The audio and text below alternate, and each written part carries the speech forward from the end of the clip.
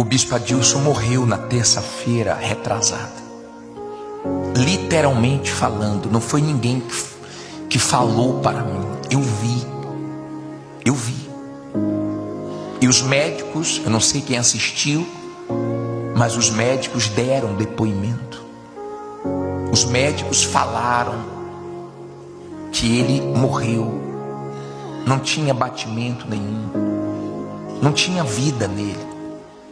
Nós estávamos jogando bola aqui num campo, naquele jogador Elias, onde jogamos às terças-feiras, de 10 à meia-noite. E quando deu 00:03 para 00:04, são 3 times, o time do bispo Adilson, o meu e mais um time de um pastor. E o meu tinha perdido, eu fui para o carro esperar o bispo Adilson. Geralmente acaba meia-noite, só que eles deram mais 5 minutos. E o bispo Adilson estava jogando contra outro time e ele caiu. Quando ele caiu, eu não vi. E um pastor que estava do lado dele perguntou como é que ele estava. Bispo, o senhor está bem? O senhor está passando mal? E ele não respondeu.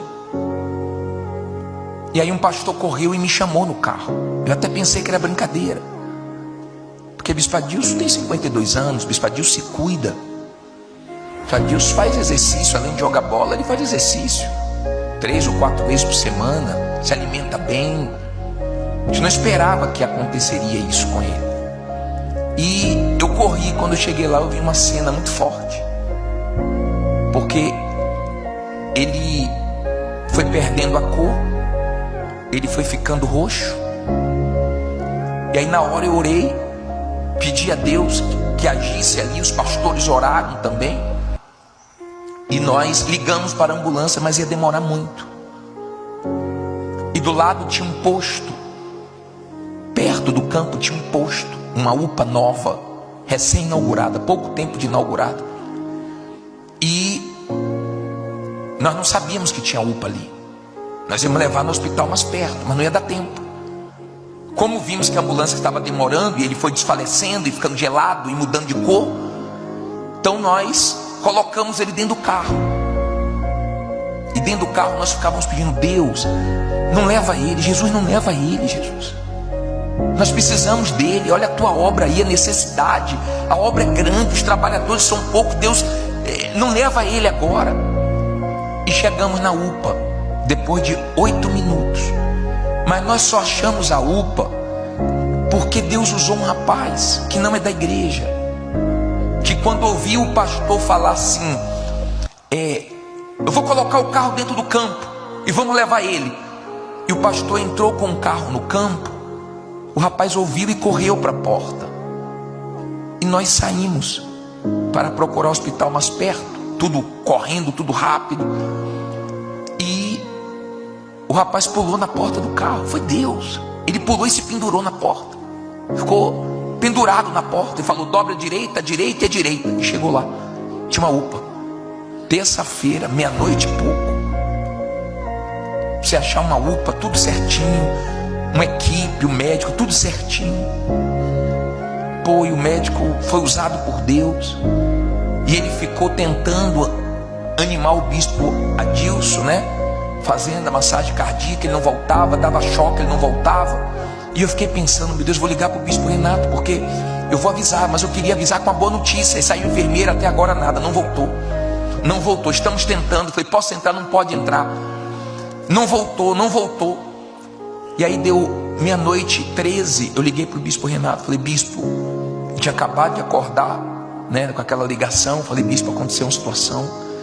E o bispo Adilson caiu aqui no campo, né? E não voltou até agora. Ele disse: estou indo aí agora. E fez uma oração também. Ó Deus, não é justo. A gente tem um servo desse que se dá tanto na obra, e agora no final dos tempos a gente perder. Não é perder, né? Deus ia ganhar, né? Mas a gente aqui ia perder mais um soldado. Já somos poucos. No final dos tempos você quer ser 1000, você quer tirar, né? Remir o tempo, aproveitar o máximo que puder. E o bispo Adilson voltou depois de 16 minutos. E eu fiquei com aquilo na cabeça, porque quando ele voltou, ele não acordou. Ele voltou só o coração, voltou o batimento. Mas ele ficou em coma induzido e depois ele foi transferido para o hospital. E lá no hospital, ele ficou na UTI 2 dias. 2 dias. E eu fiquei com aquilo na cabeça, né? Porque os médicos falando, todo mundo falando, olha, quando a pessoa tem isso, quanto mais rápido for melhor, e a gente não sabe quais são as sequelas que vão ficar.